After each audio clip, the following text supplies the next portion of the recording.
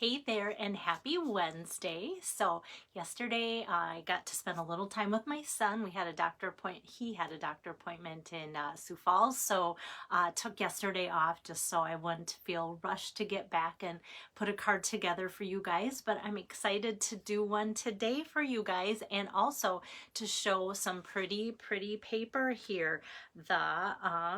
Just going to make sure that I'm on my iPad here. Yes, the Fortune Symbol of Fortune Designer Series paper is so pretty. Probably the hardest thing about coming up with this paper, or with this card, excuse me, is choosing which side of the paper to use, which paper I wanted to cut, because honestly, like, if anybody's gotten the Symbols of Fortune paper, and you see one side and then you see the other and you go, I don't know what side I want to use and keep. And I did buy 2 packages right off the bat because I usually tend to do that. So if I run into that problem of which side should I use, then I have that other side just as many, kind of, if that makes sense.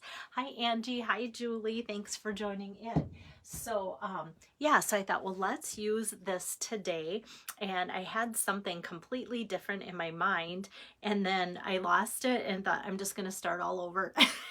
And I think I still might go back a different day with that other thought and hopefully can make a different card. And I never feel bad. Whoops. Let me get this turned around.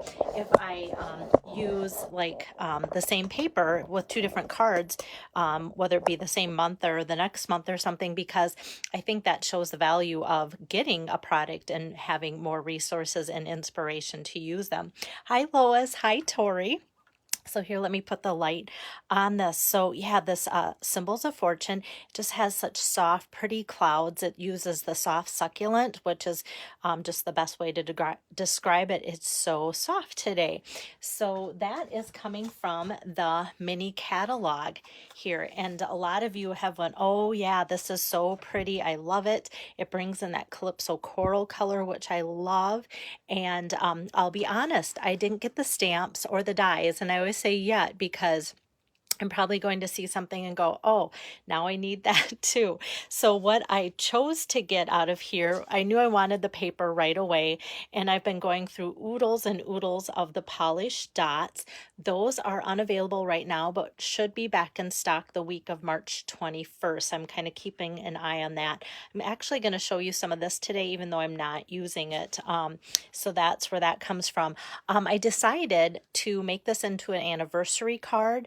I always want cards that, for the people that are getting them, that can be, you know, versatile and can be used and such. And I thought, you know what, this has kind of like an Asian theme to it, and a symbol of good fortune and good luck, and doesn't everybody need something like that with their marriages and different things. So I thought this would make a nice anniversary card. So that's why I chose that sentiment to go with it. And that comes from page 65, the Celebrating You. So if you're a newer stamper, or just are, sometimes I go through this, I'm sure you guys do too, where you're just tired of some of your regular sentiments. So this is a great stamp set on page 65, the Celebrating You, to just give you all sorts of different sentiments for a lot of different occasions. Hi Pam, and hi Pam, and hi Renee. I always think it's fun when I can say Pam twice, because I have a lot of Pams in my life, so that's kind of fun. And then the other thing that I'm using, I forgot to look up the page ahead of time, is the shimmer, supple shimmer specialty paper. Oh, that was just the next page over. So yeah, if you see this, I mean, they don't show a lot of it, and it looks like it's blue and pink, but I'll show you it's really more pool party, which I wanted today. But it's fun how they've used that in the rainbow dyes for these samples there. And good news, the rainbow dyes are back in stock. So those that have been waiting for the rainbow dyes, they are in. Somebody just ordered them this morning, and I was like, woohoo! Hi there, Fran. So yeah, here's the Celebrating You if you want to get like a better idea of font size. That's that. And let me go through these papers because they are so pretty, and this way, since I haven't shown them to you yet, then you can kind of get an idea of what they are. So this, in today's card here, I'm just cutting out kind of just like a little scenery shot here from this page. So obviously this page has lots of the little scenery shots here, and it was a little tricky, and I'll get into that more as I make the card for you to get this, because I thought, oh, that'll be easy just to get, you know, a little spot, cut it out, cut a strip and go for it. But a little bit trickier. So there's that pretty page, and then look at this. That's where it's like, guys, what do you do? Look at the depth that the gold embossing brings to this paper here. And then this is also what I'm using for my background here. You can see that just, you know, the beautiful birds in the clouds. How fun is that? Hey there, Rachel. And then once again, how pretty is this? I feel like I'm eating at a Chinese restaurant, which I love to eat at Chinese restaurants. When I see this here, it looks like some kind of like wallpaper in one of the good restaurants. And then just more of that white. The white just looks so fluffy on all of these designs too. It just looks soft, and I love that. And I love how the gold just accents it and doesn't take it, you know, any of the softness away. And, you know, adding that basic gray. You guys know I love basic gray, so that's good. And here they're bringing in some of the Calypso coral too, just kind of in a random pattern. So that's that. And then here's where we see some of those cranes here. So those could be cut out individually if you wanted to like put like an oval around it, or even fussy cut it to get it closer, but those all have that gold foil in there too. And then on the back side is probably one of the softer variations of the patterns that are in this pack here too. And just love like a little garden meadow look with all the greens, and bringing in just a tad of crumb cake to really soften that up. It's so pretty. So I've got that. And then this is just a fun one too for splatter like that. I could see myself using strips of this because you wouldn't need a lot, but just focusing on the texture to make the pattern come to life. Oh, Karen, you got your cards from me. Wonderful. And you're going to be returning home soon. I gotcha. I was kind of afraid of that when I sent them out, but good. Now here's some of those Calypso coral images too. Now this is where I thought, do I need the stamp set? Because I saw some beautiful cards made using some of these blooms, and here they hand cut them. The dies cut them out as well too, but when they're all colored in like that, it's such a great thing to have that at the ready. So that's the back side of that. And then I think this is my last page here, just some more of that gold foil on there. But once again, if you look closely, you can see the white images too, just kind of softly back in there. It almost looks like a vellum overlay, but it's not. And then this kind of bamboo textures, crumb cake and white, and I love that too. So that is that. And then, like I said, I'm not using this today, but it's in that same suite of products on that page, and it is the mother of pearl paper. And so it's just got a nice shimmer shine, just kind of mirrored in there. I love that. I didn't use it today, but I'm looking forward to using that. But what I did decide to use is that supple shimmer. And in the catalog on page 67, like I said, it looks very blue, definitely pool party, and then definitely a pink here that I've used before. So it's a 2-pack, which is nice to always have variety that way. So that is in the mini catalog as well. Hi there, Joyce. So let me get to making today's card.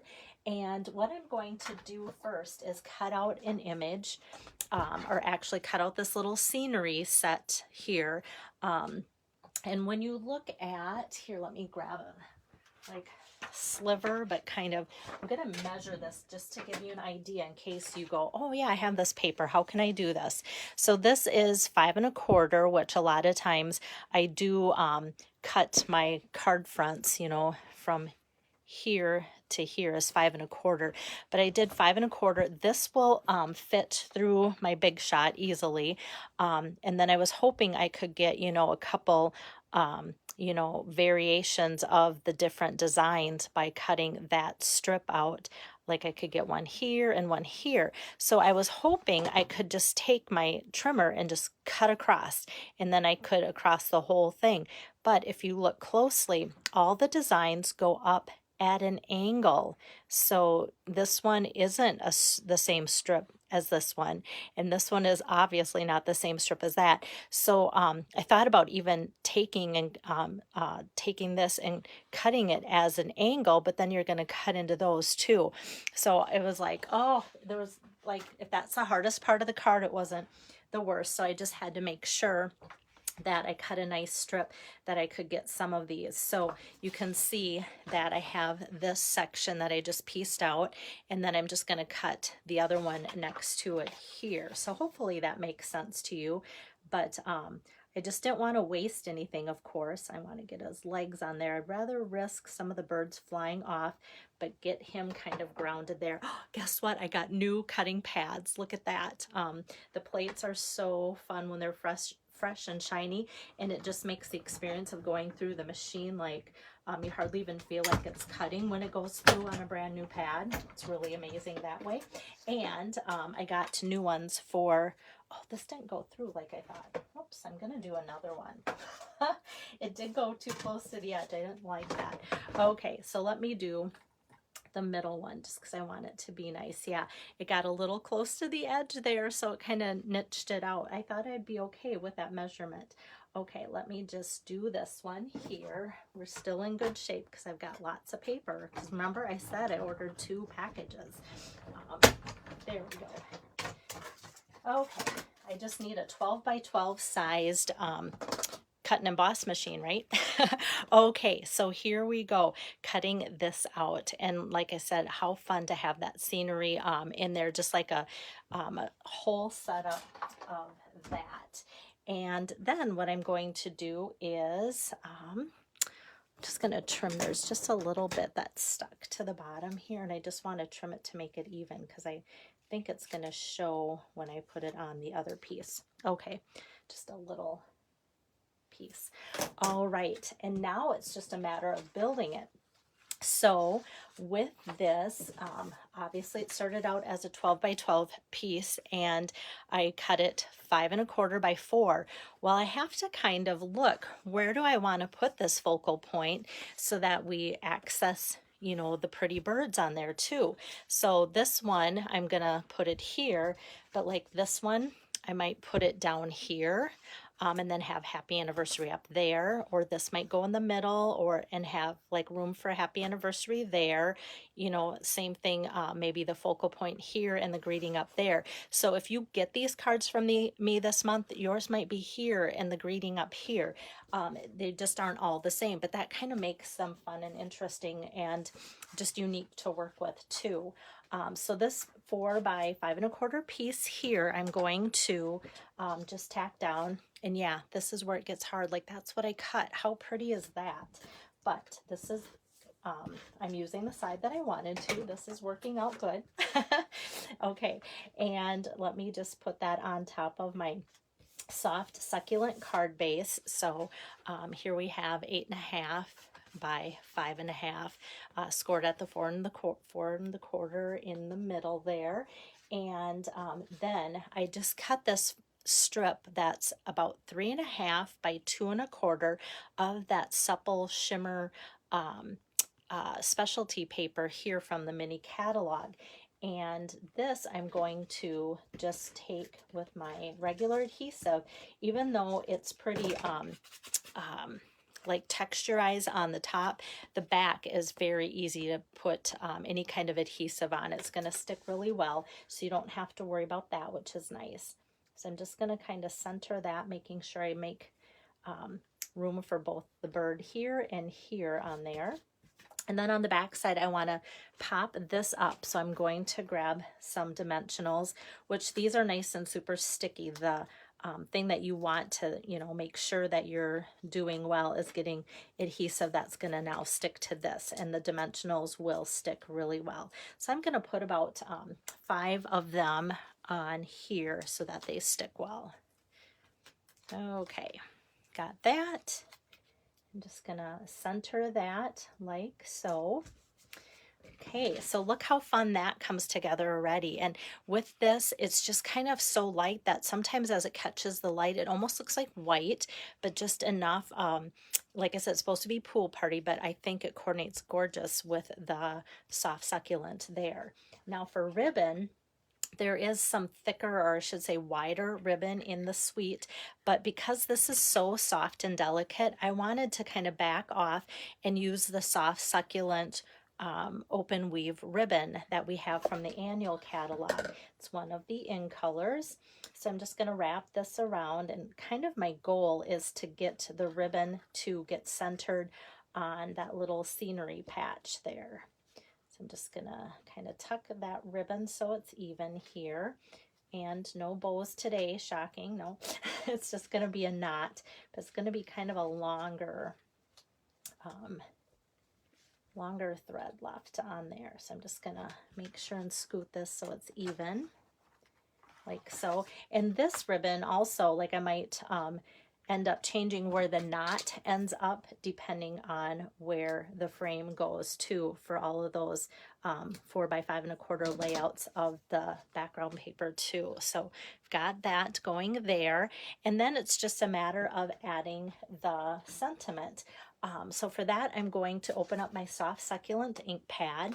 I thought about popping something with black and really having the pop of black, either black cardstock in Boston white, or even soft succulent cardstock with black ink on it.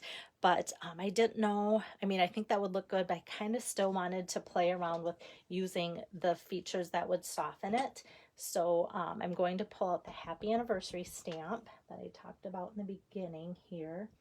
And I'm just going to stamp that down on a strip that is 3/4 inches wide. And let me, after I stamp this out, I felt like 3/4 gave me plenty of room to kind of work with having room to stamp it, because it's not photopolymer, it's not see-through. And then I thought, you know what, I'm just going to get out my trimmer after that and just trim off just the tiniest little piece here, so that actually it's going to fit on a 3/4 inch strip of that same pretty shimmery paper. And actually I might just try and get a little bit more off the top, not a lot, because I don't want this happy anniversary, since it's a big saying.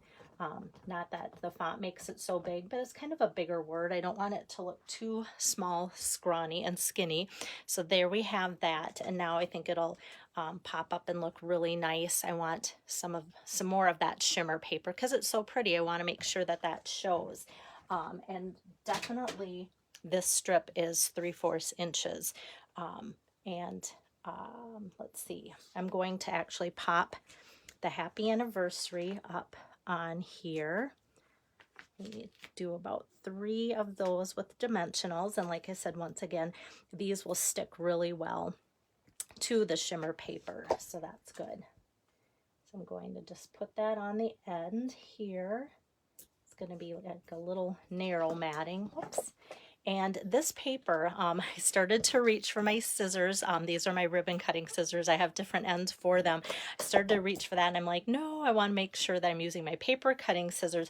This type of paper, because it's got that much texture to it, it will dull scissors a little faster, or even your trimmer. So keep that in mind. Sometimes I think if my blade's dull, I'm like, you know what, now's the time to get out that shimmer paper. There we go. I just want to cut it even.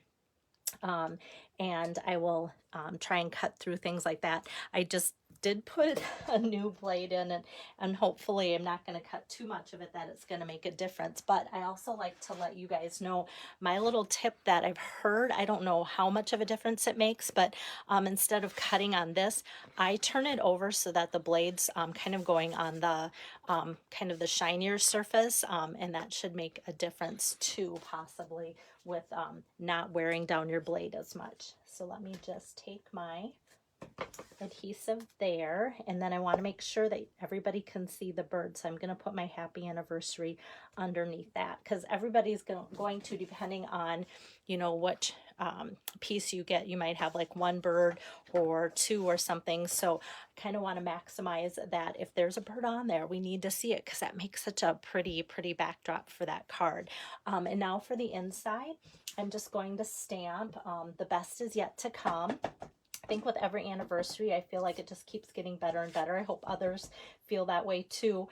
And so I'm going to use that for the inside, just stamping that out with the soft succulent ink as well. And that's from that same stamp set too, Celebrating You, on page 65 in the mini. and that will just go in there just like so. And now for accessorizing, there's just, you know, a lot kind of going on with this scene and then the background paper. So I didn't want a lot, but like I said, the polished dots from the mini catalog, they should be back in March 21st, but I love these. And I thought, oh, these are so pretty.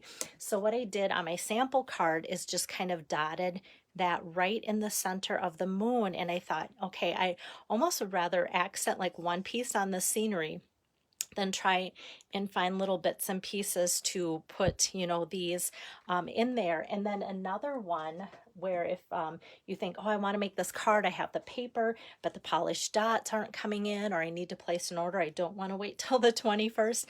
The genial gems, I just got more of these in too, because this is kind of my surprise accessory. When they came out in the catalog, I thought I'll get one package because I don't know how spectacular they're really going to be, just because the colors aren't all that striking. But I think because the colors aren't all that striking, they just are subtle, perfect embellishments. So I have used packages and packages of my genial gems. And like I said, I just got some more in. So this is something too that you could take one of the larger, genial gems, sticking to all my tacky. Okay. And that, hopefully I didn't take the adhesive and stick it to my tacky. I love this tool, but some days just maybe need to get more fresh new stuff out. So I think the genial gems, technically this is mint macaron, I'm pretty sure, in the pale papaya, but it is a perfect match really with the soft succulent too. So if you would think like, oh, that'll be a fun little way to embellish the moon, but maybe you like the clear version of that too, but they both really match. So I think I'm going to, on the cards I send out, send as many of these, if not all, with that. But I always like offering you guys alternatives because not always do you have what I have on hand, and I like it when you can use things that you have and not feel like you have to order everything every time. Um, oh, yeah. And Melinda says she likes using the wonky stitches for insides of cards too. That is so true. Yeah, just by adding the little strips and such. So like if there's a leftover strip like this, sometimes it's just fun to add that on too.